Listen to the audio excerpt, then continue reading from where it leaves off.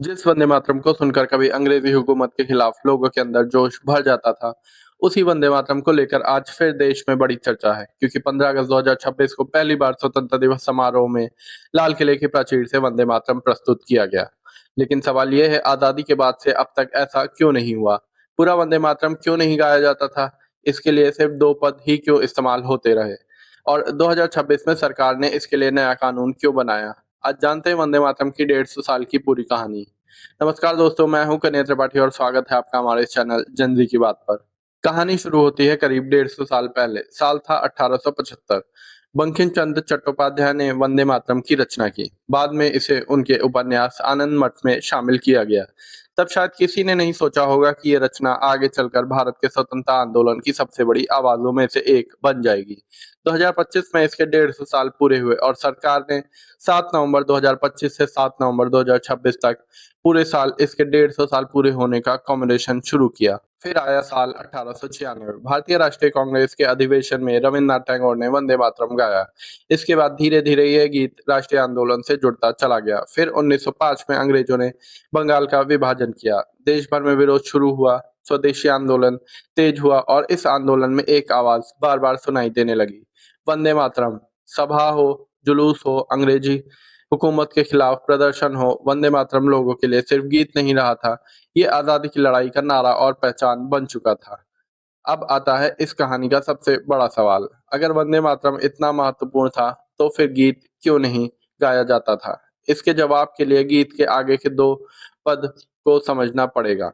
अगर वंदे मातरम इतना महत्वपूर्ण था, तो फिर पूरा गीत क्यों नहीं गाया जाता था?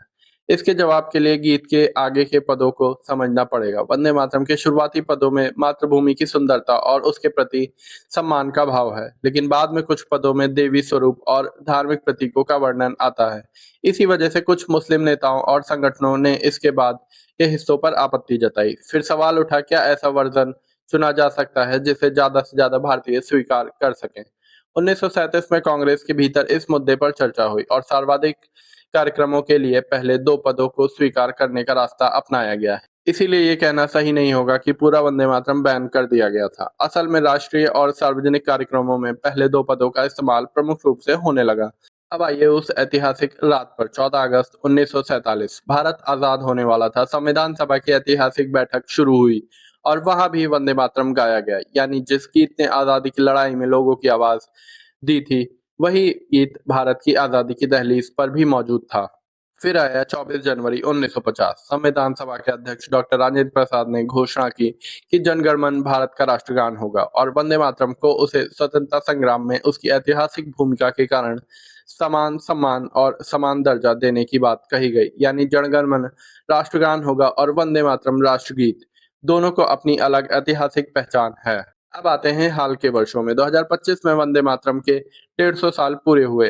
प्रधानमंत्री नरेंद्र मोदी ने 7 नवंबर 2025 को इसके 150 साल पूरे होने पर 1 साल के सेलिब्रेशन की शुरुआत की।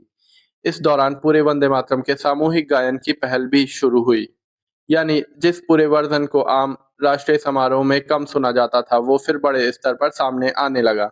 फरवरी 2026 में गृह मंत्रालय ने वंदे मातरम को लेकर नई गाइडलाइन जारी करी। इन गाइडलाइंस में ऑफिशियल वर्जन में सभी 6 स्टैंजा शामिल किए गए और जब नेशनल सॉन्ग और नेशनल एंथम दोनों प्रस्तुत किए जाएं, तो वंदे मातरम पहले प्रस्तुत किया जाना है और कुछ महत्वपूर्ण सरकारी और संवैधानिक कार्यक्रमों में इसके प्रोटोकॉल भी तय किए गए।